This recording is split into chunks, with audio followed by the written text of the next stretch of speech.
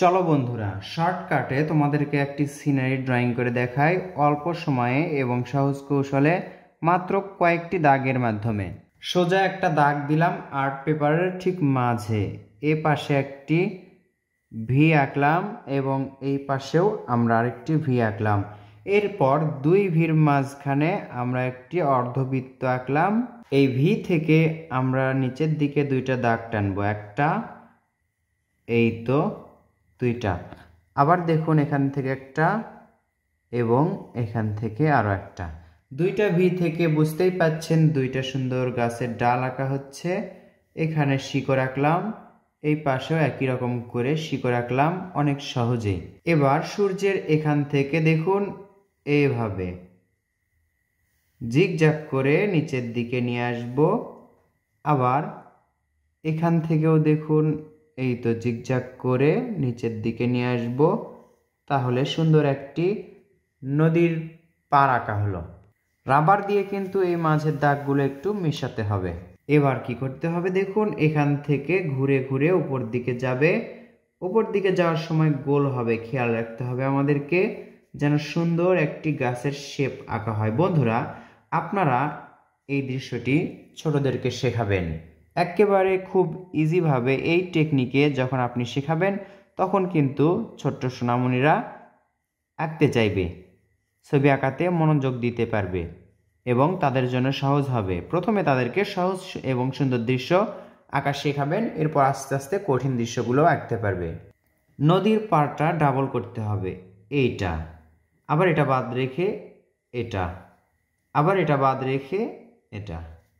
এখন এই পার্টটাও ডাবল করতে হবে, ঠিক একই রকম করে এটা বাদ রাখলাম এবং এটা। এই তো সুন্দর নদীর পার হলো। পারটি ডাবল করার কারণে পারটা উঁচু লাগছে এবং এই পানির অংশটা নিচু লাগছে। এবার আমরা দেখুন এভাবে করে হালকা করে একটা পেন্সিলেই, আমরা কিন্তু এই পেন্সিলে এখন পর্যন্ত কাটার ব্যবহার করিনি এবং এই ড্রয়িংয়ে আমরা রাবারও ব্যবহার করিনি। টেকনিকে আঁকলে রাবারের ব্যবহার কম হয়, একটি পেন্সিলেই আঁকা শেষ হয়ে যায়। বেশি ঘষাঘষি করার প্রয়োজন নেই, কৌশলে আঁকুন, দৃশ্য আঁকা সহজ করুন। সহজে যদি আপনি আঁকতে পারেন তাহলে কিন্তু রংটাও সুন্দর হবে, ছবি আঁকাটাও সুন্দর হবে, আপনার অস্বস্তি বা বিরক্তিও লাগবে না। কোনোটা ছোট কোনোটা বড় আকারে আমরা দাগ দিচ্ছি। দেখুন, খেয়াল করুন, একটু মোটা পেন্সিলেই দেওয়ার চেষ্টা করবেন। যেই পেন্সিলে আপনি এঁকেছেন সেই পেন্সিলই যখন শেষের মধ্যে এসে যাবে তখন কিন্তু সেটা মোটা দেখাবে, মোটা হয়ে যাবে। আমরা সেই পেন্সিলেই দাগগুলো দিচ্ছি, হালকা শেড দিচ্ছি। এবার পেন্সিল দিয়েই গাছের ডালে এবং গাছের পাতায় এরকম করে শেড বা স্কেচ দিব। দেখুন পেন্সিল দিয়েই এই পাশে এই দাগ থেকে খেয়াল রাখতে হবে যেন দাগের বাইরে না যায়। এভাবে দেখুন হালকা করে একটু ঘষাঘষি করছি এবং উপর দিকে যখন দিচ্ছি দেখুন হালকা করে, নিচের দিকে একটু গাঢ় থাকবে, উপর দিকে আরও হালকা হালকা করে দিব, তার মাঝেও আরও হালকা। এই তো, এটাতেই কিন্তু সুন্দর লাগবে, বেশি কিছু করার প্রয়োজন নেই। যেহেতু আমরা পেন্সিল ড্রয়িং করছি, যদি রং করতাম নিচের দিকে এই রঙের বেলাতেও কিন্তু নিচের দিকে এভাবে গাঢ়ই রাখতাম। এই তো দেখুন, এই তো এই পাশে এক পাশে আমরা গাঢ় রাখছি, আর এক পাশে হালকা করে দিচ্ছি, বাঁ পাশে গাঢ় রাখছি, ডান পাশে হালকা করে দিচ্ছি।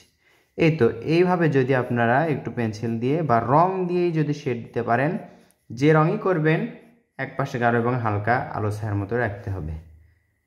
তো এইভাবে করলে সুন্দর দেখায়, শুধুমাত্র পেন্সিল দিয়ে আঁকলেও অনেক আকর্ষণীয় হয়।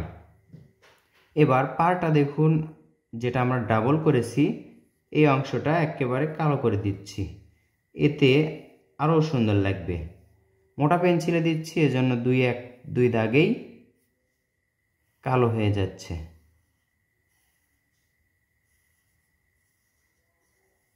পেন্সিলটা নিলেন, আবার কি করলেন, সূর্যের এই পাশে দেখুন এই দাগ থেকে ডান দিকে ছেড়ে ছেড়ে দিচ্ছি আমি, এতে করে সূর্যটা আরও সুন্দর লাগবে। এই তো দেখুন, এটা খুব সহজ কাজ, সহজ ড্রয়িং। এভাবে আপনারা আঁকুন, ছবি আঁকাকে সহজ করুন, ফুটিয়ে তুলুন সুন্দর একটি দৃশ্য একটি পেন্সিলের মাধ্যমেই। তো বন্ধুরা, ভিডিওটি শেষ পর্যন্ত দেখে আপনাকে কেমন লাগলো কমেন্ট করে জানিয়ে দিন। ভালো লাগলে লাইক করুন, আবার দেখুন, ভাবুন কমেন্ট এবং লাইক করবেন কিনা। কৌশলে যদি আপনাকে শেখাতে পারি তাহলে আমার সার্থকতা। নিজে শিখুন, অন্যকে শেখান, শেয়ার করে অন্যকে দেখারও সুযোগ করে দিন। ধন্যবাদ। আসসালামু আলাইকুম।